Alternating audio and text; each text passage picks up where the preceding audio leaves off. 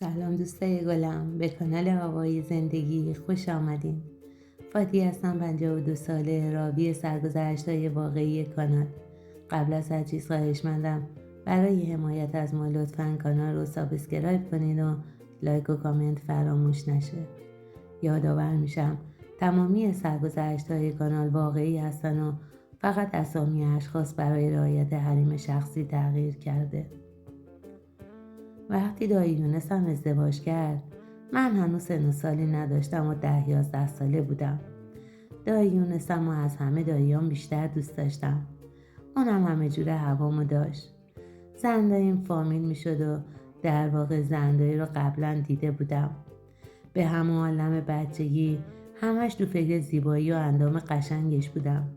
سفید و خوش‌هیکل بود. منم رو حساب مامانم و خاله هام که زنای دور و برم بودن همیشه اون تیپا رو دیده بودم. هیکل و قیافه زنداییم خیلی تو چشم بود و برام جالب بود. از اونجایی که رفت و آمدمون با مامان بزرگ زیاد بود تا مدت‌ها بعد از عروسی دایی یونس حرف و حدیثای زیادی در موردشون میشنیدم. مثلا اینکه همیشه شاکی بودن که زندایی زیاد برای دایی خرج میتراشه. هنوز 4-5 ماه نشده دوباره رفته از دایی پول گرفته و سرویس طلا خریده. یا اینکه میگفتن وسواس داره و هر روز سر و صدای جارو کردنش نمیذاره استراحت کنیم. منم که حرفاشونو میشنیدم و زنده یونس رو خیلی دوست داشتم، لجم در میومد. ولی چون بچه بودم و نمیتونستم حرفی بزنم، فقط حرفاشونو گوش میکردم. زنداییم خیلی منو دوست داشت. هر وقت میخواست بیاد خونه مامان بزرگم و میفهمید من اونجام، کلی برام تنقلات می آورد. چون میدونست من خیلی تنقلات دوست دارم و میخواست منو خوشحال کنه. حرف و حدیثایی که پشت سرش میزدن حتما به گوشش میرسید. اما از اونجایی که سیاست عجیبی داشت اصلا باهاشون برخورد نمیکرد و خودشو طوری وانمود میکرد که از چیزی خبر نداره. یه کار عجیب دیگه‌ای هم که زندایی میکرد، برای تولد هر کدوم از اعضای خانواده یه دفترچه درست کرده بود و تاریخ تولد هممون رو یادداشت کرده بود که یادش نره. نزدیک تولد هر کدوم از اعضای خانواده که میشد، تو خونه خودش براشون تولد میگرفت و از حق نگذریم سنگ تموم میذاشت. آخر شبم کادوهای آنچنانی میداد که همه سلیقه‌ش رو قبول داشتن. ولی از حسادتی که بهش داشتن نمیخواستن به روش بیارن و حرفی نمیزدن. همیشه کادوهای زندایی از همه کادوهای اعضای خانواده با ارزش‌تر بود و هم با سلیقه تر. کاری کرده بود که نظر همه رو به خودش جلب کرده بود. هر وقتم برای هر کسی تولد میگرفت، از همون تو ماشین تا برسیم خونه داستانهای خونه ما شروع میشد. چون بابام از وقتی استاد به ماشین میزد و هنوز حرکت نکرده بود شروع میکرد به تعریف و تمجید کردن از زندایی که چقدر با سلیقه است و چه دستپخت خوبی داره. مامانم هم میشد یه گوله آتیش، یعنی اسفند رو آتیش. مامانم به پدرم میگفت چرا انقدر از این دختره خیکی تعریف میکنی؟ این فقط میخواد خودش رو تو دل بقیه جا کنه و به نظر بقیه بیاد. با وجود همه حرفایی که بابام میزد، مامانم روز به روز به زندایی حساس تر میشد. حتی گاهی که تولد خود مامانم بود و زندایی براش تولد میگرفت، بازم پشت سرش بدگویی میکرد که همه کاراش اعداست و فقط میخواد نظر خانواده رو به خودش جلب کنه. یه چیزی که این وسط حواس خانواده و مخصوصا مامانم رو به خودش جلب کرده بود این بود که هر وقت بقیه خانواده مهمونی میگرفتن و میرفتیم خونشون، وقتی میوه می آوردن تنها کسی که دست به اون میوه ها نمیزد زندایی بود. حتی چایی هم نمیخورد. گاهی مامان بزرگم هم ناراحت میشد و میگفت نکنه میترسه ما چیزی تو چایش ریخته باشیم و جادو جنبلش کنیم. من که هر از گاهی حرفاشون رو میشنیدم حساس شده بودم. یکم که دقت کردم دیدم درست میگن. هر زمانی که خودش چایی میریخت و خیالش راحت بود که کل سینی چایی از یه قوری و سماور ریخته شده و همه یکیه، اون وقت میخورد. وگرنه از دست دادن به هیچ کدوم از اونا خودداری میکرد. بارها شده بود که وقتی مامانم یا حتی مامان بزرگ چای تعارفش میکردن رد میکرد و چند دقیقه بعد خودش بلند میشد و برا خودش چای میریخت. گذشت تا اینکه من دیگه 22 سالم شده بود. به اوج جوانی رسیده بودم. اونقدر از نظر جنسی تحت فشار بودم که واقعا درمونده شده بودم. حتی روزی چند ساعتی برای سرکوب کردن حسم باشگاه میرفتم، ولی واقعا تأثیری نداشت.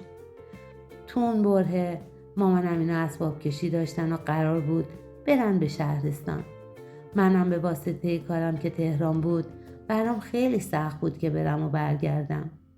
به خاطر همین مامانم به هم پیشنهاد داد که وسیله همو جمع کنم و برم خونه مامان بزرگ و با مامان بزرگم زندگی کنم. میگفت هم مامان بزرگ تنها نمیمونه، هم من راحت تر میتونم برم سر کار و برگردم. خلاصه منم که منتظر چنین پیشنهادی بودم از پیشنهاد مامان استقبال کردم. رفتم همه وسایلم و بردم خونه مامان بزرگ و تو همون اتاقی که قبلا برا دایی یونس بود وسایلم رو چیدم. دایی یونسم بعد از ازدواجش با زندایی تمام وسایلش رو برده بود طبقه بالای خونه مامان بزرگ. به خاطر همین زنداییم در نبود دایی که تنها بود همیشه می اومد پایین و پیش مامان بزرگ بود. اکثر روزا پایین بود. هر بار که بعد از ظهر از سر کار برمیگشتم زندایی پایین بود. تو کارهای مامان بزرگم کمکش میکرد. نمیدونم چرا زندایی مراعات حال و روز منو نمیکرد، چون همیشه لباسای جذب و شاد میپوشید که کل بدنش پیدا بود. آرایش غلیظی هم میکرد که حسابی دل و ذهن منو میبرد. پیش خودش البته همیشه تلاش میکردم که هر طوری شده نگاه و حواسمو بدم به مامان بزرگم که تحریک نشم، ولی مگه میشد؟ همیشه برام سوال بود که چرا دایی یونس به سبک لباس پوشیدن زندایی ایرادی نمیگیره، ولی خب دلیلشو نمیفهمیدم. زندایی بزرگمم خیلی از لباس پوشیدن و سبک برخوردش ناراحت بود. سعی میکرد به خاطرش کمتر بیاد و به مامان بزرگ سر بزنه. داییمم که کلا اجازه نداشت بدون وجود خانمش بیاد و به مامان بزرگ سر بزنه. البته نه مامان بزرگ نه مامان و خاله هام از نیومدن دایی و زندایی ناراحت نمی شدن، چون دلیلش رو خوب می دونستن و بهش حق می دادن.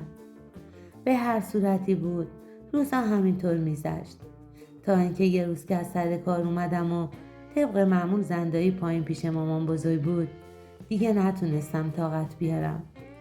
یه جوری میخ تن و بدنش شده بودم که تا به خودم اومدم شنیدم زندایی میگه کجایی پسر؟ یکم با ما باش. سریع گفتم چیه زندایی؟ ببخشید، حواسم سر کارم بود و داشتم به یکی از مشتری ها فکر میکردم. اونم یه لبخندی که انگار میخواست بگه خودتی به هم زد و گفت هیچی. گفتم میشه اگه امروز کار نداری و فرصت داری منو ببری خرید؟